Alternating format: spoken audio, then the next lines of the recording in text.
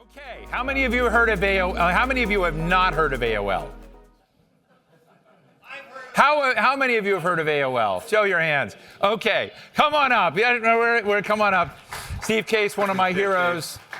Steve, thank you so much for joining us. I know you scrambled from New York. You were at the, the Deal Book. Yeah. Which this is better than Deal Book. Well, you're kind of like Andrew Ross Sorkin. The fact that you do these interviews back to back, it's exhausting just to watch. Yeah, And I saw him last night at the dinner, and I said, the next 2 days, are you going to just like crash? He said, no, I have to be up at 4 a.m. to do CNBC. Do the show. I was like, oh, geez. So hey, I did two shows yesterday at dinner and a coffee house talk.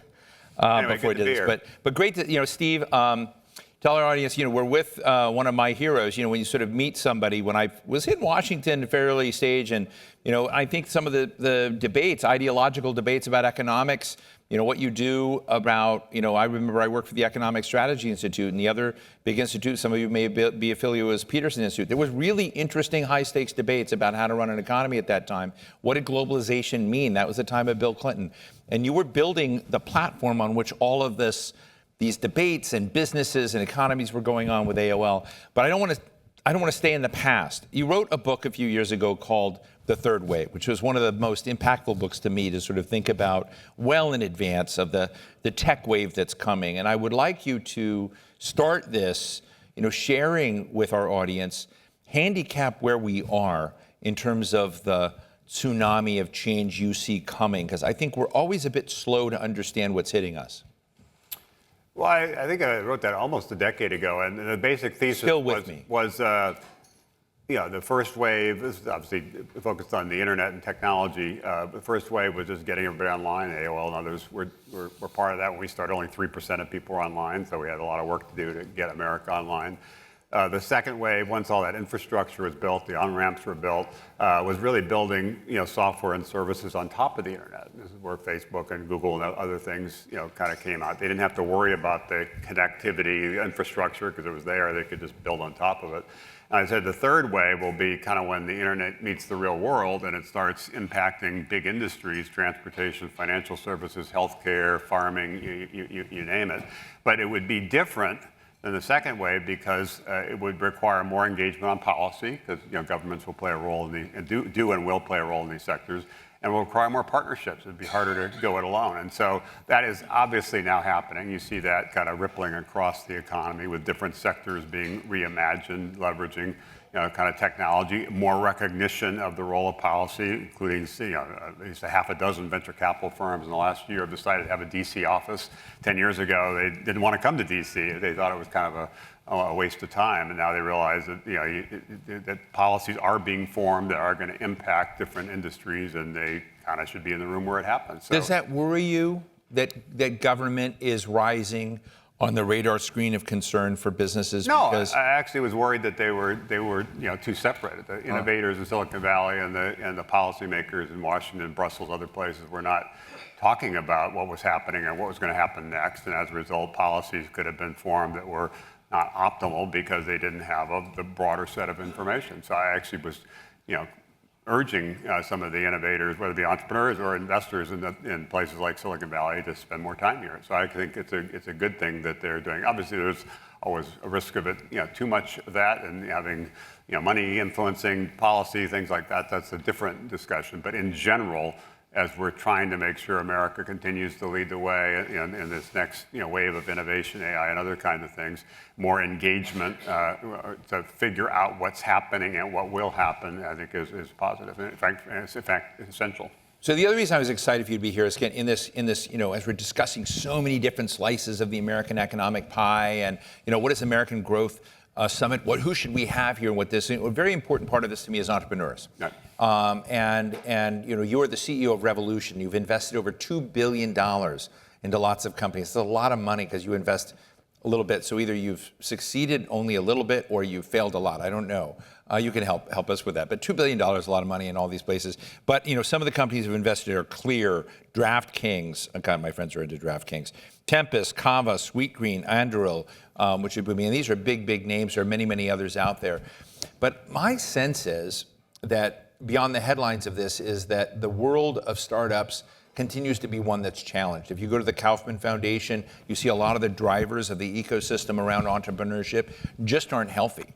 And are you worried about that?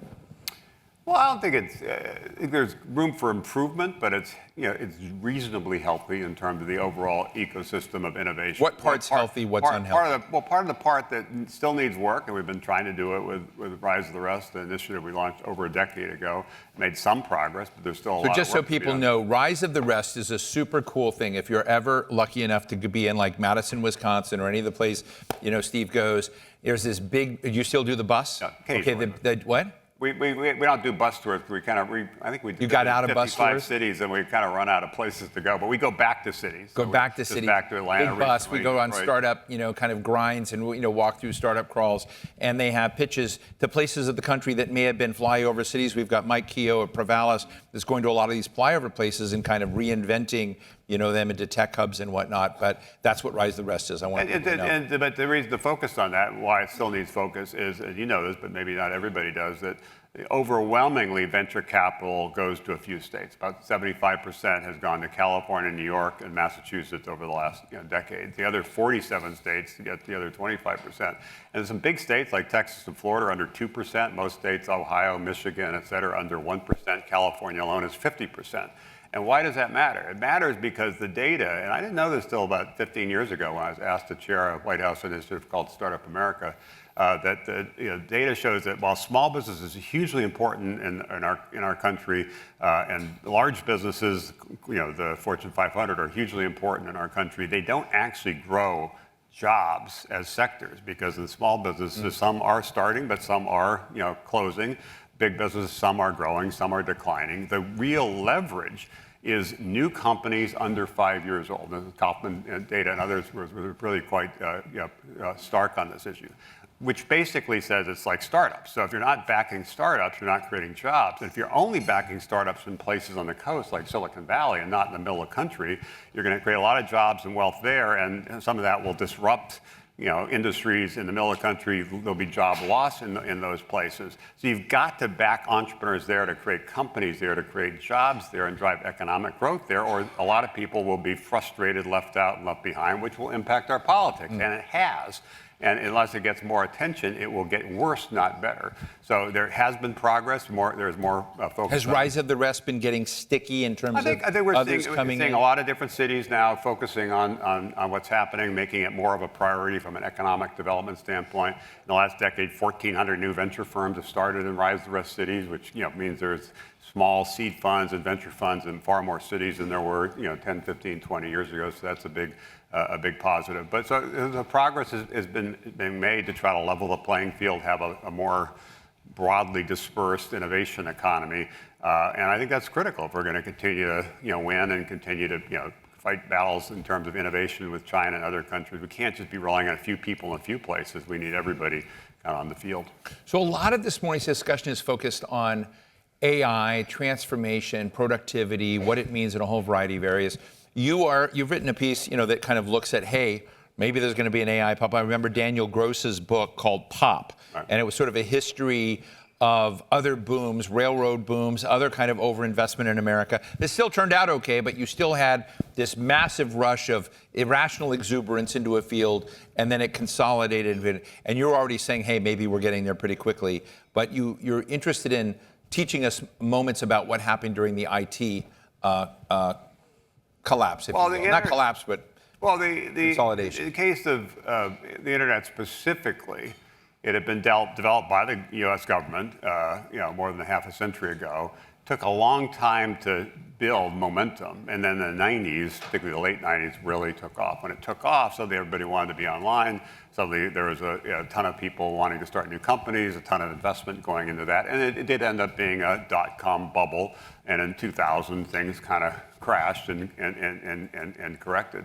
In the case of AI, there's some similarities, but also some differences. AI, even though with the success of ChatGPT, having 100 million users in 90 days, which was sort of unprecedented, sort of like, ta-da, this is, this thing came out of nowhere, actually been under development for 75 years. The first focus on AI, the first even calling it AI, some of the work in labs was 75 years ago. It was just baking in the oven a long time before it took off as a consumer, phenomenon.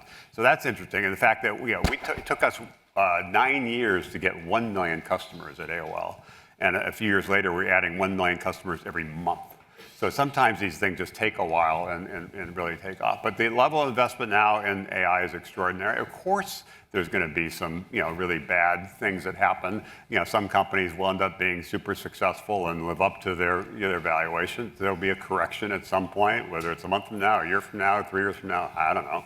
But at some point, there'll be a correction. But the like the internet, the arc of what's happening in AI and how it's now shifting from a focus on sort of the large language models, which tend to be centered in big companies in Silicon Valley. It's, billions, if not tens of billions of dollars, sometimes hundreds of billions of dollars being funded there.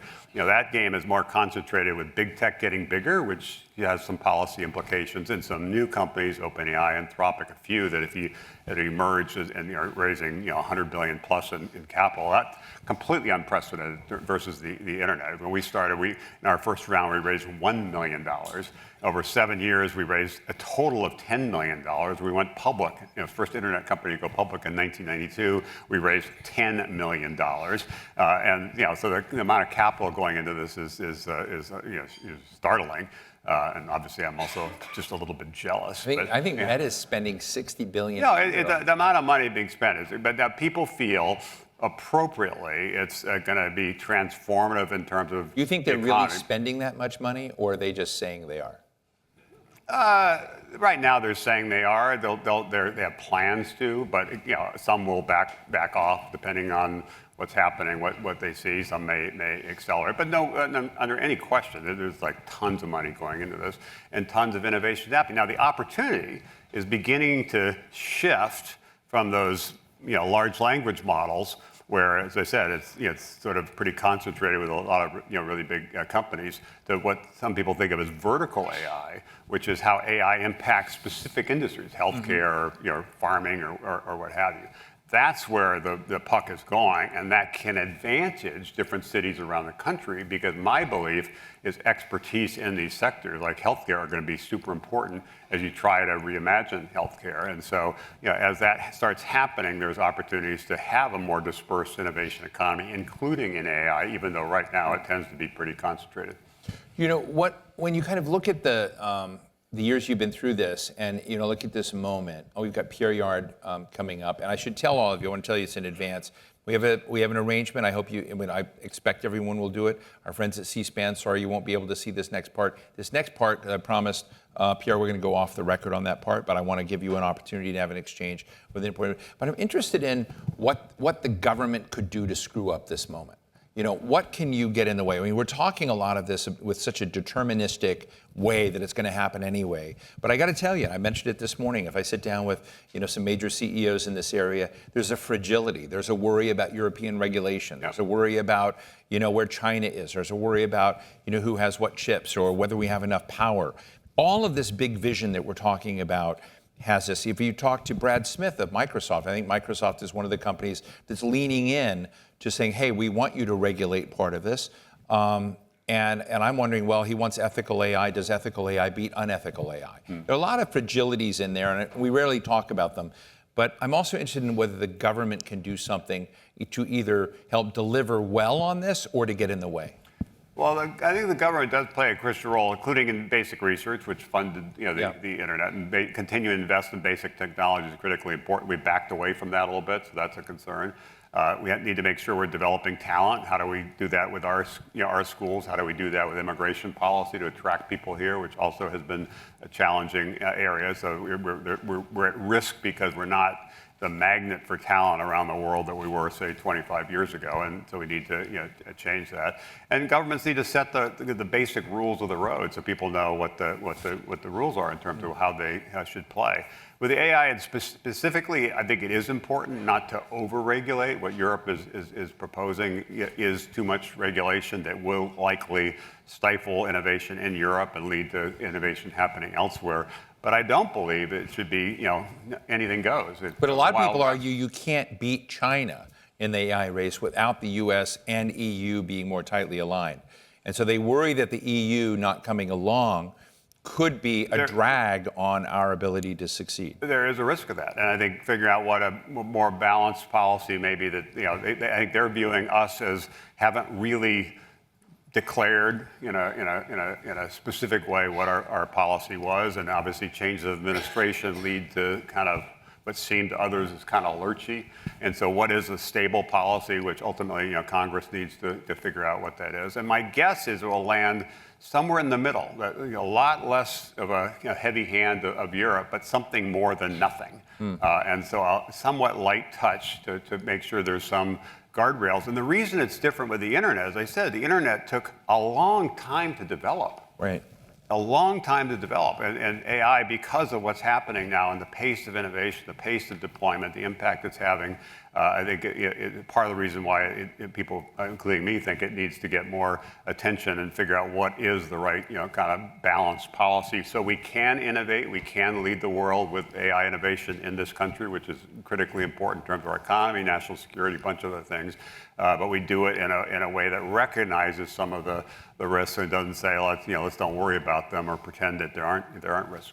How many of your companies that you have invested in been touched, led, informed by very high-octane brains from other parts of the world that have come to this country? Oh, huge. Again, this is a great country, and I'm proud of the citizens growing up here. Our education system does need to be rebooted. You were talking about some of that earlier, and you need to make sure we're teaching people the things that machines can't do in terms of creativity and kind of thinking outside the box and kind of entrepreneurial kind of skill sets and something that more liberal arts kind of skill sets, even though that's sort of counterintuitive to a lot of people. So we need to make sure we're doing a better job of training our kids and retraining our workforce for the future. But we absolutely need to continue to kind of be this magnet for talent, as I mentioned. We can't continue to be the most innovative entrepreneurial nation in the world unless we also are this place that people want to come and start companies and scale companies. And the reality is the foreign students coming to some of our top research universities are down. I think that some of those people then go home, but some of those people stay, and some of them end up creating these huge companies which create tens of thousands of jobs, including like Google and Tesla and other companies have some of that history.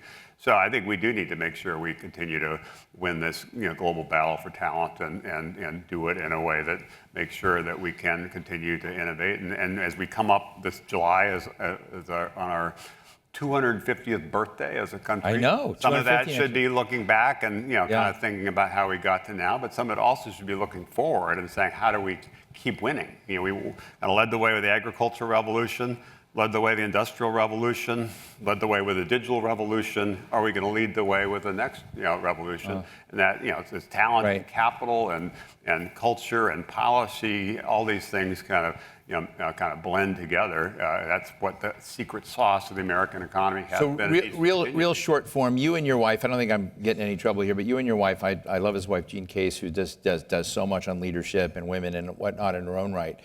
You go on these Winnebago trips, and you go off to, I think it's Winnebago. Is it Winnebago? Not Winnebago, but it's the same idea. It's not a Winnebago? RV. Is it like some foreign-made thing? No, made in Indiana. Almost all Indiana is like Silicon Valley for RVs. Okay, so go in their RV. Like 95%. I thought it was Winnebago. And you go out on these soul-saving Winnebago's the same trips. city. But you are part of America's like ultra, upper 1%. Are you worried about the concentration of wealth in this country right now? I mean, Arno Penzias, who was a Nobel laureate, said, the internet was going to make dumb people dumber and smart people smarter. And I'm just worried, is this moment going to make rich people richer and poor people poorer? I worry about the divide and worry it can get larger, which is one of the reasons Gene and I were among the earlier pledgers as part of the giving pledge, saying you're going to commit to giving the majority of your wealth away.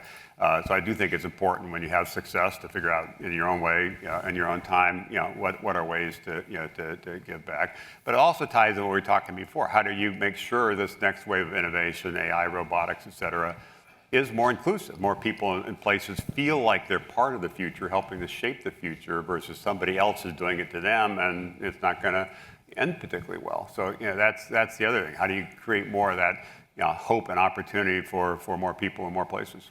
Well, ladies and gentlemen, you have no idea how lucky I feel that we dragged you down from New York, from Andrew Ross' work, and I know he's fun. It's not exactly. I had to come back. My office is a few blocks from here. Okay, so you came down here anyway, not just for us. Yeah. But ladies and gentlemen, I came down earlier to be with you, Revolution CEO Steve Case. Thank you so much. Good to see you.